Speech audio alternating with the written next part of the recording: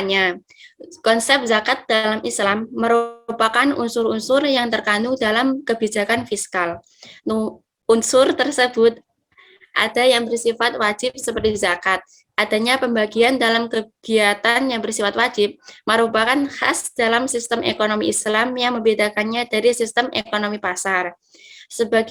Sebagai bagian dari fiskal, zakat merupakan salah satu sendi ekonomi Islam yang jika mampu dilaksanakan dengan baik akan memberikan dampak ekonomi yang signifikan.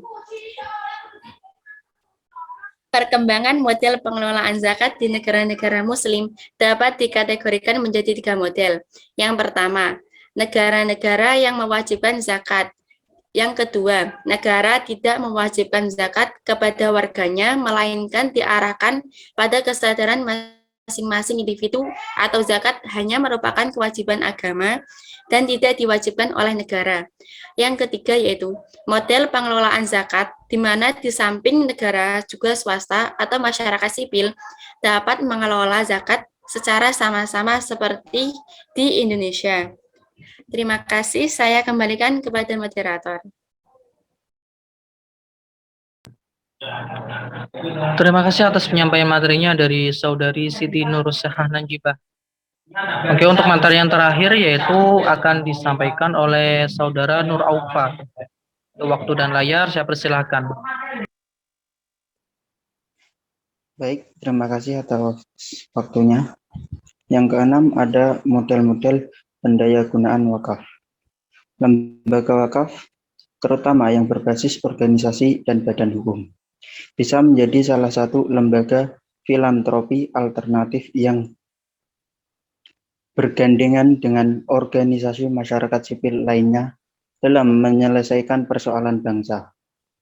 Harapan ini amat wajar dialamatkan kepada lembaga wakaf, mengingat ia lembaga filantropi masyarakat muslim yang mengakar dalam kehidupan umat. Hal akan terjadi manakala kemajuan dalam hal penggalangan dana diimbangi dengan terobosan baru di bidang distribusi dan pemanfaatan, sehingga peran lembaga wakaf bisa lebih signifikan. Ada 2 pola pengembangan hasil harta wakaf produktif yang dapat dilakukan oleh para pengelola, yaitu yang pertama, pengembangan wakaf untuk kegiatan sosial seperti wakaf untuk keadilan sosial, kesejahteraan umat, pengembangan pendidikan, sarana kesehatan, advokasi, kebijakan publik, bantuan hukum, HAM, perlindungan anak, pelestarian lingkungan, dan pemberdayaan perempuan, pengembangan seni dan budaya, serta program-program lainnya. Yang kedua, pengembangan yang bernilai ekonomi seperti mengembangkan perdagangan, investasi keuangan, mengembangkan aset industri, pembelian properti, dan sebagainya. Yang pertama, ada pemberdayaan wakaf rumah sakit. Model pemberdayaan wakaf untuk rumah sakit bisa diterapkan dengan memanfaatkan aset wakaf untuk membantu pengembangan pelayanan kesehatan melalui penyediaan fasilitas-fasilitas publik di bidang kesehatan, seperti pengembangan rumah sakit, pembangunan sekolah kesehatan, dan pembangunan ilmu-ilmu medis, serta pembangunan industri di bidang obat-obatan dan kimia. Pemberdayaan wakaf ini seperti ini sudah diterapkan di beberapa negara muslim.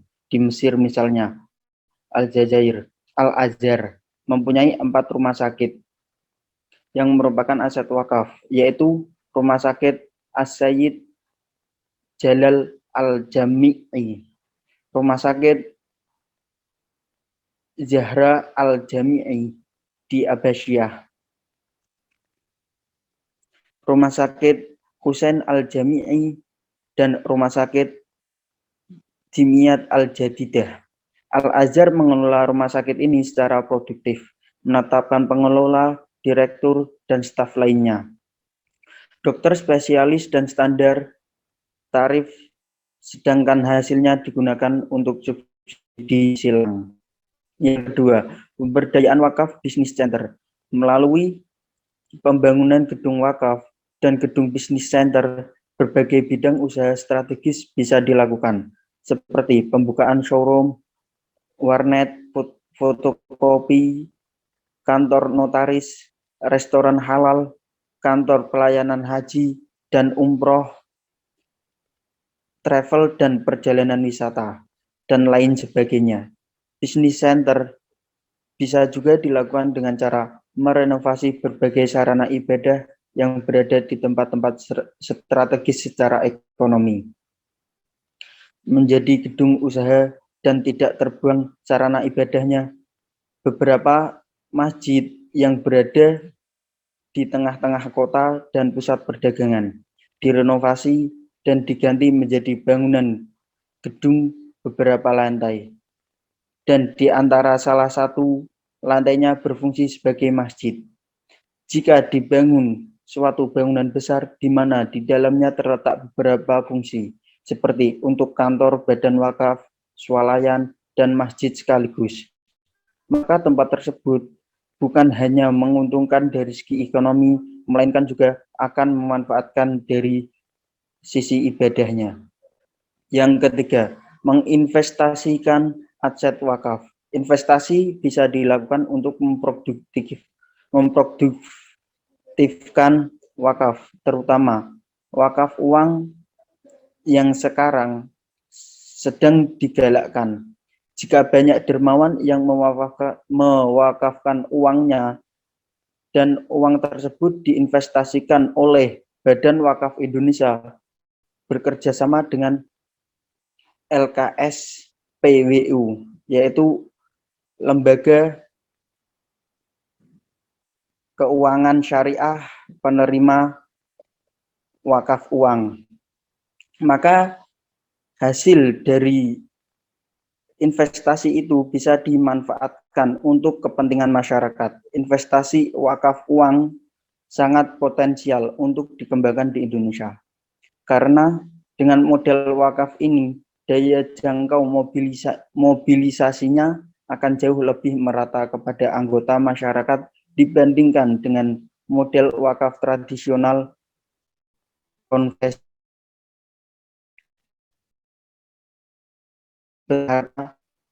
serta harta fisik yang hanya dilakukan warga yang relatif mampu. Yang keempat, wakaf untuk pendidikan. Pendidikan merupakan kunci kemajuan umat Islam, merupakan masyarakat yang kualitas pendidikannya rendah akan terpuruk dan tertinggal dari bangsa-bangsa lain. Sebaliknya, bangsa yang pendidikannya maju akan unggul dari bangsa manapun. Kondisi kemiskinan yang menggurita yang mengakibatkan terpuruknya pendidikan umat Islam harus dituntaskan dengan segera. Dan salah satunya adalah dengan meningkatkan kualitas pendidikan melalui pemanfaatan dana hasil wakaf produktif. Pemanfaatan hasil wakaf ini bisa diterapkan dengan memfasilitasi sarjana dan mahasiswa melalui sarana dan prasarana yang memadai. Mereka bisa melakukan berbagai kegiatan riset atau penelitian dengan menyelesaikan studi mereka secara gratis. Sangat banyak program yang didanai dari hasil wakaf seperti penulisan buku, penerjemahan, dan kegiatan-kegiatan ilmiah dalam berbagai bidang. Wakaf tidak hanya mendukung pengembangan ilmu, pengetahuan, tetapi juga menyediakan berbagai fasilitas yang diperlukan mahasiswa maupun masyarakat.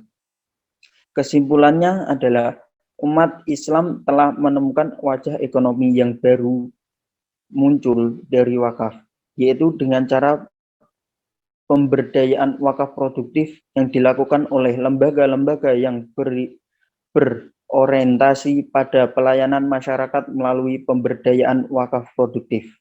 Ini menunjukkan betapa pentingnya pemberdayaan harta wakaf untuk mewujudkan keadilan sosial dan meningkatkan kesejahteraan umat.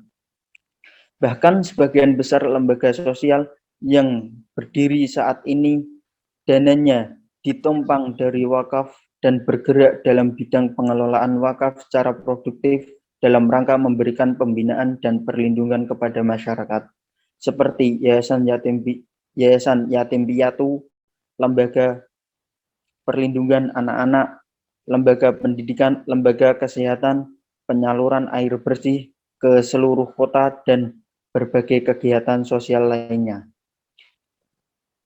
Cukup yang bisa saya sampaikan. Terima kasih atas waktunya. Waktu dan tempat saya kembalikan kepada moderator. Baik, terima kasih atas penyampaian materinya dari Saudara Nur Aufa.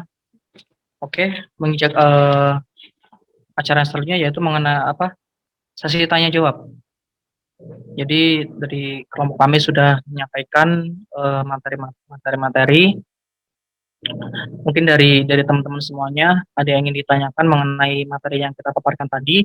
Silakan bisa unmute mic-nya atau bisa tulis di kolom komentar, di kolom chat maksudnya. Baik, saya mulai dari sekarang ya untuk sesi tanya jawabnya.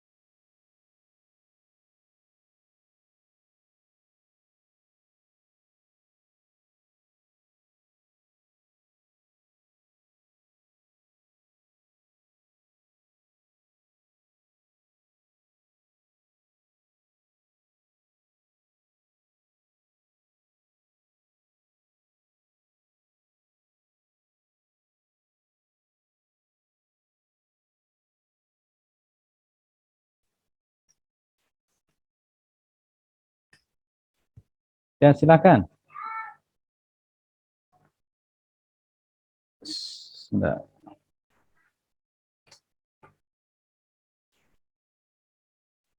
Ya, mangga.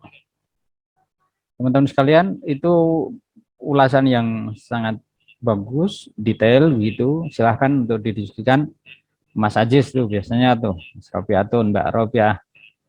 Bingung Ustadz mau tanya apa? Iya, tanya aja. Itu gimana tuh cara bikinnya gitu atau gimana? Ya, artinya begini, apakah selama ini antara gap ya di dalam satu, ini kan karena banyak juga yang sudah semester 6, itu salah satu ketajaman di dalam proses awal skill di dalam penelitian itu adalah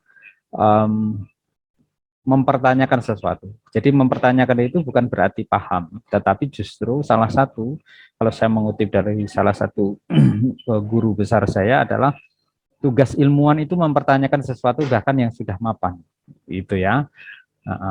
Artinya bertanya, ini kok masjid ada bagus, tapi kok sepi. Bagus sepi, itu ada yang gap itu. Ini itu.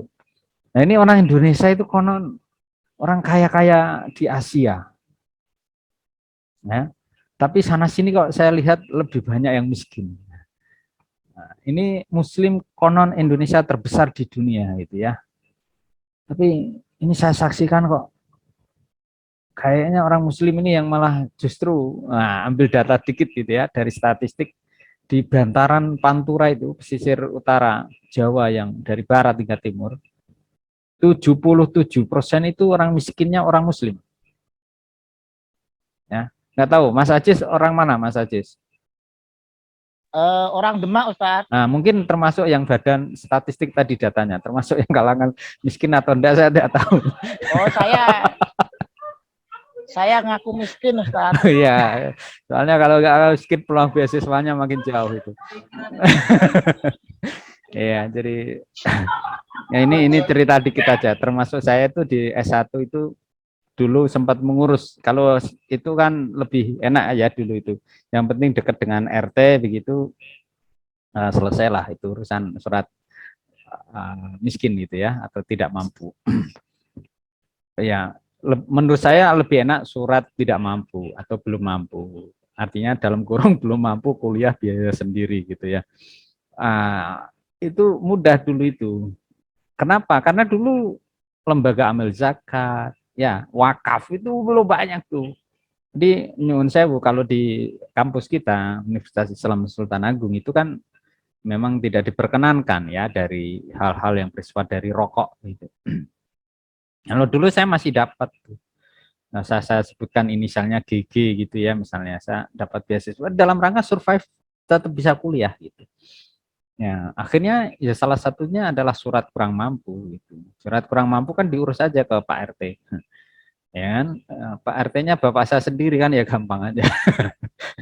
Tahun 99 itu. Pak nyuwun sewu apa?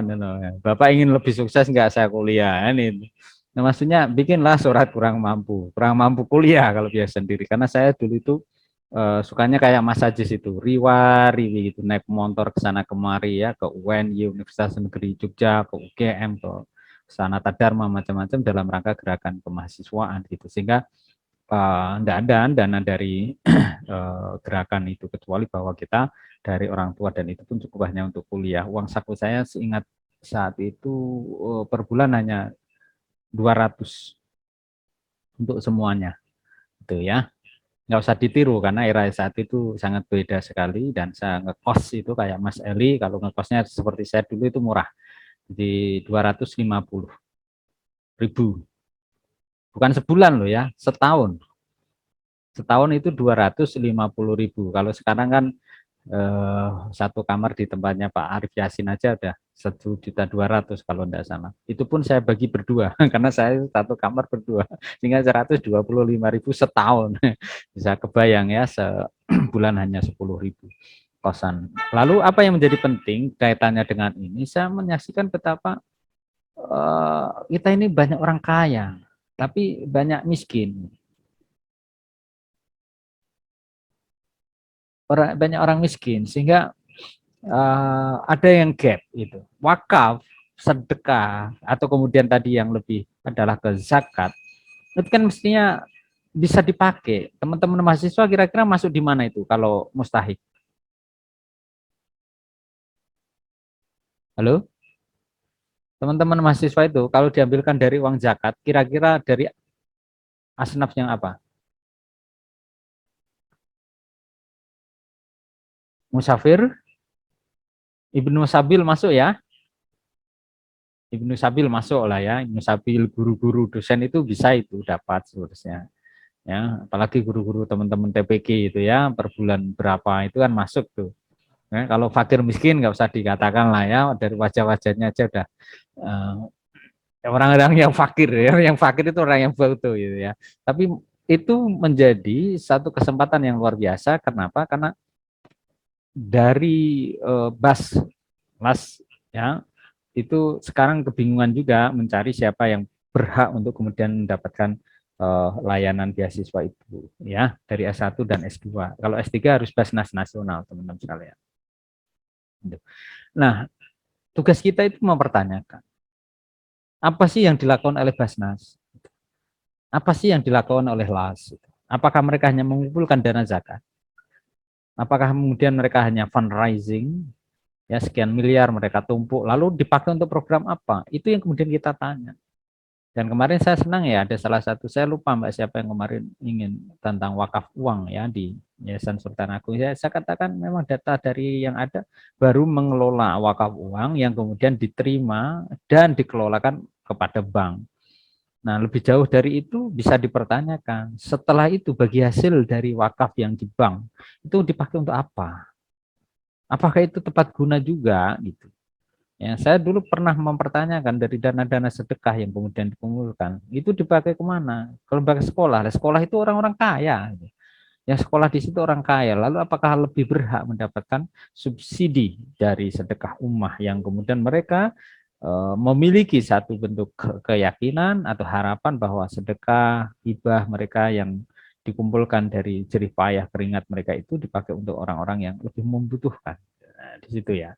Nah, itu kita bertanya, pertanyaan-pertanyaan itu merupakan bentuk dari perhatian, bukan apa cara Mas Eli atau Mas Al-Hurus kakek cangkem gitu, bukan ya. Mau cangkem memek siji ya Mas Nurafa ya. Ojo kangen tak kok. Itu kalau kita mempertanyakan sesuatu, mengkritisi tanpa landasan gitu. Tapi tugas ilmuwan ya, boleh teman-teman catat. Nah, dan saya meyakini teman-teman yang ada di kelas ini adalah ilmuwan semuanya. Orang-orang yang zul ilmi. Tugas ilmuwan Amin. itu ya amin. Mempertanyakan sesuatu dari pertanyaan itu memiliki dampak pada kemaslahatan lebih lanjut. Gitu. Jadi kalau teman-teman maaf misalnya bertanya pada ya bukan mengkritisi ya, tetapi bertanya, apa ya yang kurang dari kampus ini ya? Non kampus Islam. Tapi nuansanya kok kayaknya gerakan-gerakan teman mahasiswa ini kurang progresif gitu. Apa sih yang kurang? Nah, itu kan bertanya. Ketika bertanya bukan mendemonstrasikan langsung, lalu bertanya pada orang-orang yang otoritatif, pada dosennya, pada teman-teman gerakan UKM-nya, pada para pejabat manajemen di kampus kan gitu. Pak Ustadz ngapunten ya, kenapa ya kampus kita ini kayaknya adem ayem? UKM-UKM itu pada kemana gitu misalnya. Atau teman-teman yang UKM, kenapa ya kampus Islam ini dibandingkan dengan kampus swasta lain kok katanya udah akreditasi unggul tapi prestasi mahasiswanya masih kurang. Dari indikator kampus-kampus swasta lain itu kok hampir tiap tahun menyuguhkan prestasi-prestasi. Apakah kurang sumber dana? Misalnya gitu. Apakah menggregetnya wis pokoknya seperti kuliah itu, atau memang kami ini sudah nyerah karena outcome-nya dari awal ya kami ini Ustadz ya kami ini beasiswa seperti iso kuliah mulai rampung sarjana nek syukur-syukur iso mulai nggawa calon kayak wong tua nah, itu dari bertanya itu di follow up dengan cara menganalisis, meneliti, lalu merekomendasi. Termasuk saya sebagai kalangan tadi yang kita maksudkan abdinya ilmu ya ilmuwan maka mempertanyakan institusi, mempertanyakan segala relasi interaksi yang ada bagaimana lalu itu memberikan alur pada kemaslahatan yang selanjutnya gitu. Itu Mas Ajis ya.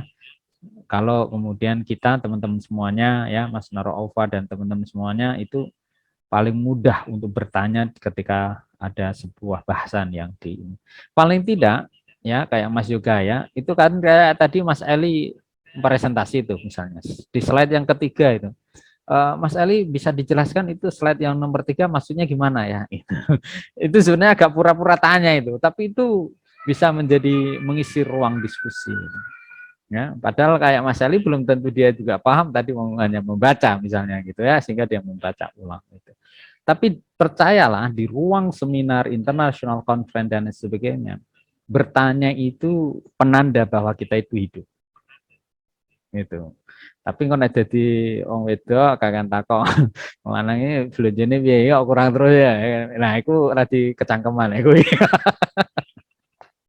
ya berarti akeh cangkem yang satu ya berarti pasangannya harus lebih disedikitkan cangkemnya maksudnya ya terus diam aja karena bukan kalah tapi di dalam rangka untuk mencari ketenangan dan harmoni gitu.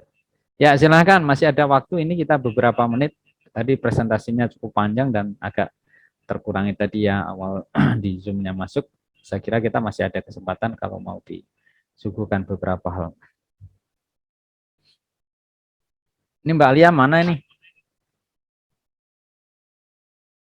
Apa mau siap-siap menerima lamaran kayaknya? Mbak Lutfah, Mbak Oktaviana, kayak dia mau ora capek tau Mbak Oktaviani, lungguh sama begini ya. Kosel. Atau Mbak Nur Halimah nih, Mbak Nur Halimah ini gayanya kayak gini terus apa nggak capek? Foto, iya oke. Sok silahkan 1, 2, kalau masih ada.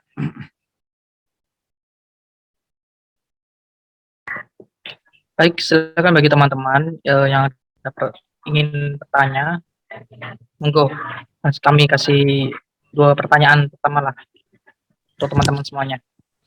Berhubung ini masih ada waktu ya, kita manfaatkan waktu semakin mungkin biar tidak garing maksudnya.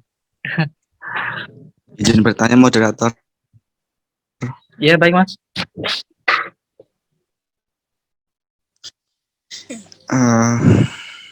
Jadi kan gini, tadi dijelaskan bahwasannya dalam rangka mengoptimalkan pengaruh zakat, maka harusnya digunakan dua pendekatan, yaitu pendekatan tadi parsial sama pendekatan struktural. Nah, itu bisa dijelaskan keduanya ya, dan contohnya. Terima kasih. Oke, baik. Terima kasih atas pertanyaannya dari Mas Yoga ya. Baik, mungkin bisa langsung dijawab ya dari pemateri mengenai pertanyaan dari Mas Yoga tadi. Mungkin bisa ditampilkan terlebih dahulu untuk slide-nya, biar teman-teman bisa menyimak juga.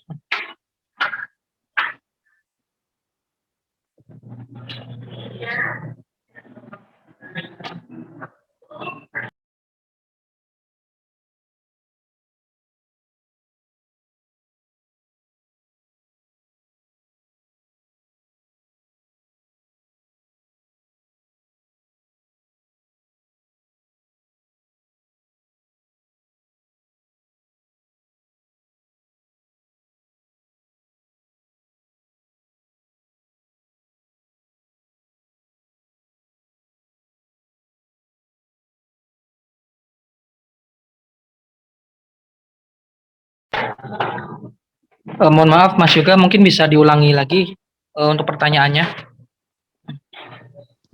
Oke, jadi kan dijelaskan bahwasanya dalam rangka mengoptimalkan pengaruh zakat, tadi disebutkan kan bahwa harus digunakan dua pendekatan, yaitu pendekatan parsial dan pendekatan struktur.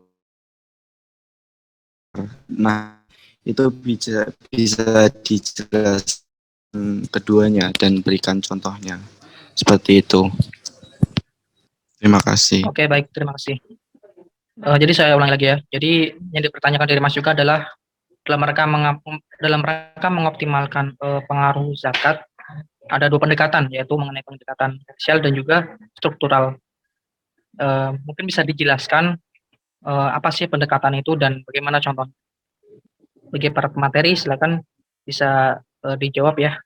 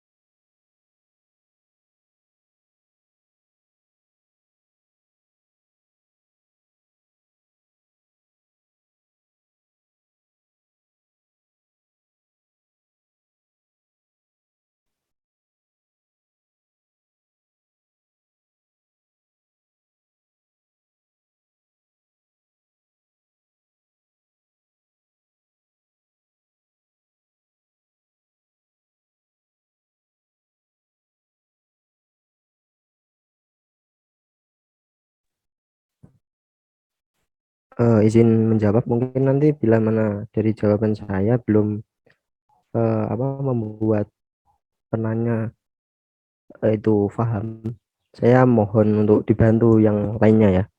Jadi di sini untuk pendekatan parsial itu adalah pendekatan yang bagaimana biasanya itu menilik dari cara berpikir untuk menyelesaikan masalah dengan melihat penyebab masalah tersebut dan tidak melihat suatu masalah secara sistem. Jadi contohnya ketika tadi bicara zakat digunakan untuk membiayai mahasiswa-mahasiswa yang mana termasuk fisabilillah katakanlah, itu caranya itu bagaimana begitu. Sedangkan untuk pendekatan struktural yaitu suatu pendekatan yang objeknya bukan kumpulan unsur-unsur terpisah tadi, melainkan keterikatan satu unsur dengan unsur yang lainnya. Nah, jadi jika tadi yang parsial itu dikarenakan cara untuk membiayai mahasiswa yang kekurangan biaya melalui zakat itu, bagaimana tahap-tahapannya, dari mana biaya-biaya yang akan di apa yang akan digelontorkan untuk mahasiswa tadi begitu. Mungkin bisa ditambahkan.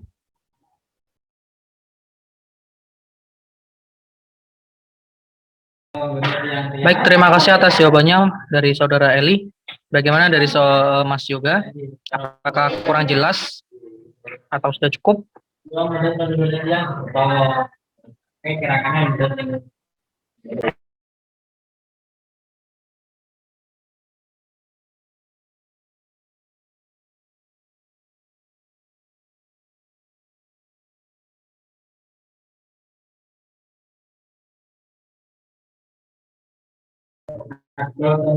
Oke, baik.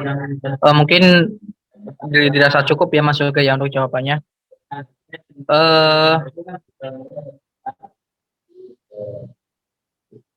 Mungkin masih ada waktu 5 menit ya untuk satu pertanyaan lagi. Mungkin dari teman-teman barangkali yang ada yang ingin dipertanyakan, silakan bisa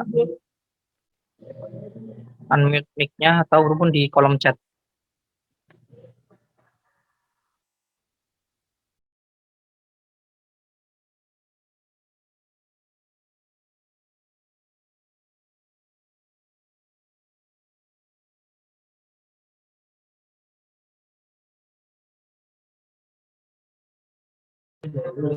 Baik, kalau semisal tidak ada pertanyaan lagi, mungkin untuk presentasi kali ini bisa kita cukupkan terlebih dahulu. Mungkin ada tambahan dari Ustadz Rashid mengenai presentasi kami. Ya, untuk tadi ya pendekatan ada yang memang struktural, artinya gerakan-gerakan dakwah, gerakan-gerakan masifasifikasi atau mengoptimalkan dana-dana filantropi Islam, baik zakat, wakaf, infak, sedekah itu pendekatan yang efektif sebenarnya pakai pendekatan secara struktural. Artinya struktural itu dari struktur kepemerintahan yang kemudian kalau kita lihat dari perundang-undangan juga secara konstitusional sudah ada ya. Zakat, baik kemudian Undang-Undang Zakat nomor 23 tahun 2011 ya tentang bagaimana tata kelola zakat itu dikeluarkan oleh pemerintah, lalu diperkuat dengan peraturan pemerintah, diperkuat dengan peraturan dari Menteri Agama ya PMA, itu memberi satu ruang yang sangat masif bisa sangat dilakukan dan itu terbukti. Betapa kemudian zakat setelah keluar berbagai kebijakan langsung dari pemerintah secara struktural, maka para ASN itu ASN gaji mereka secara otomatis terpotong ya. Nah, tinggal lalu kita pertanyakan lagi dari sekian banyak ya pegawai negeri Islam di Indonesia yang dipotong gajinya, lalu kemana itu? 2,5% dari sekian, bahkan pajak yang dinaikkan, apakah juga cukup berimbang dengan naiknya fundraising, kesadaran juga dari para muzaki di dalam kerangka menunaikan kewajiban mereka gitu. Di dalam ranah wakaf kita juga tahu bagaimana kemudian mengawal undang-undang wakaf dari tahun 2004 sampai sekarang ini berarti hampir sekitar 8 ya 2004 ya sampai sekarang tambah 2 ya sekitar 18-an tahun. Bagaimana efektivitas dari itu?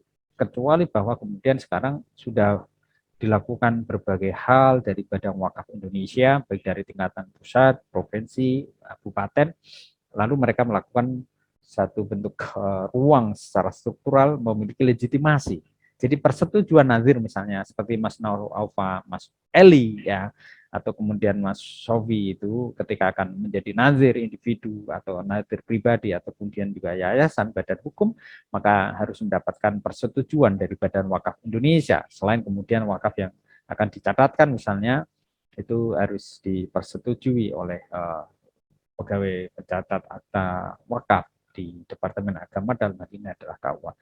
Ada integrasi otoritas yang diberikan secara struktural dari pemerintah kepada masyarakat. Nah, itu pendekatan yang secara struktural biasanya jauh lebih efektif ya dalam konteks kita di Indonesia.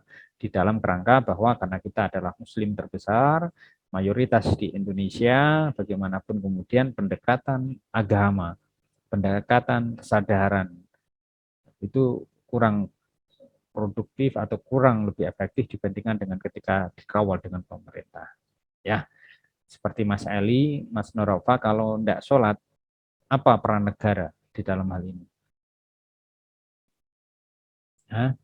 Mas Ajis misalnya, sholat subuh jam itu, apa ya ditakok sama pemerintah Anda tahu? Pasar Ramadan ya kayak Mas Ajis terus selalu pakai helm. Wah, apa jajan ini di pinggiran Demak? Musafir, ana musafir ya. Gitu. Enggak ada kan punishment dari pemerintah. Tapi kalau kemudian zakat ya nanti ada yang jadi hakim. Kenapa Anda di hakim pengadilan agama Demak atau kemudian pengadilan di Semarang Kota Anda tidak membayar zakat Anda? Bisa kena punishment dari negara karena sebagai ASN. Kira-kira begitu ya.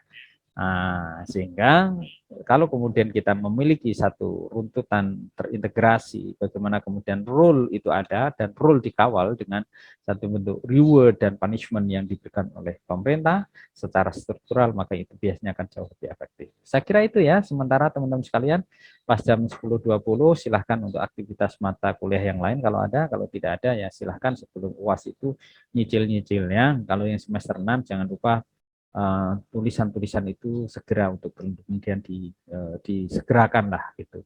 Kalau di dalam Al-Qur'an di bulan Syawal biasanya wasadi'u ila maufiratin rabbikum ila akhir ayat, maka di sini bisa diambil konteksnya bersegeralah.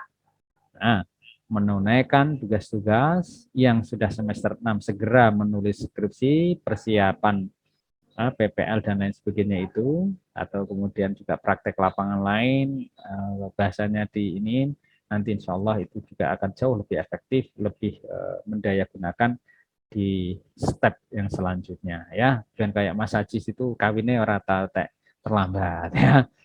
Misalnya ditakuti nang saya aktifnya ngopo bersarjana. Alhamdulillah Mak, saya ini sudah nongkrong di pengadilan, saya sudah nongkrong di departemen. Nongkrong apa? Yang ngerokok-ngerokok. Enggak, maksudnya kongko-kongko di departemen itu sama teman saya.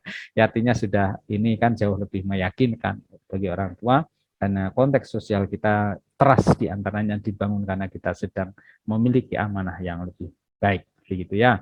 Nah, sehingga kalau sudah ya orang tua percaya, insya Allah lah gitu. Calon mertua juga percaya gitu. Oke, nanti tenang. Kerjaanmu apa tenang? Itu pertanyaan-pertanyaan mendasar. Ustaz itu materi banget toh calon mertua. Saya bukan materi. Dari kecil dibesarkan, masa setelah besar diserahkan sama orang yang kurang jelas. Misalnya kayak gitu.